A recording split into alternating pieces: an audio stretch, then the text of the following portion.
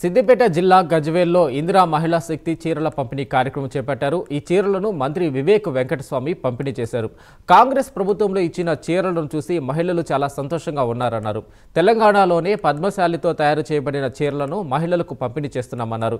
మహిళా శక్తి పెంచాలనే ఉద్దేశంతో రేవంత్ రెడ్డి సిద్దిపేట జిల్లాలో 600 కోట్లతో మహిళలకు బ్యాంక్ లింకేజ్ చేశారని గుర్తు చేశారు. సిద్దిపేట జిల్లాలో 74,000 కొత్త రేషన్ కార్డులు జారీ చేశామని మంత్రి అన్నారు.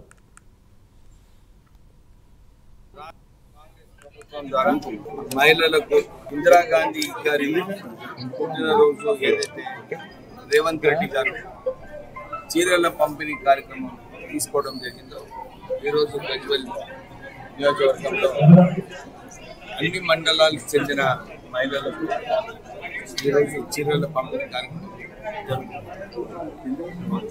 ఇంతకుముందు టీఆర్ఎస్ హయాంలో బతుకమ్మ చీరలు అని చెప్పి గుజరాత్ నుంచి చీరలు అవుట్సోర్సింగ్ చేస్తారు.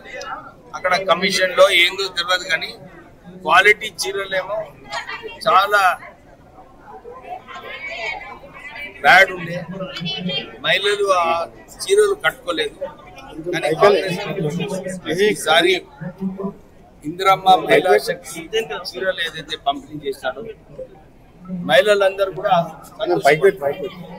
ఇంత మంచి క్వాలిటీ సారీస్ రాష్ట్ర ప్రభుత్వం తెలంగాణలోనే ఈ చీరలన్నీ కూడా కుట్టి పంపిణీ చేయడం జరుగుతుంది.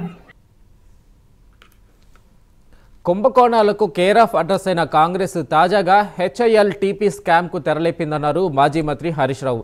తమది అనుమతుల పాలసీ అయితే కాంగ్రెస్ది అమ్మకాల పాలసీ అన్నారు.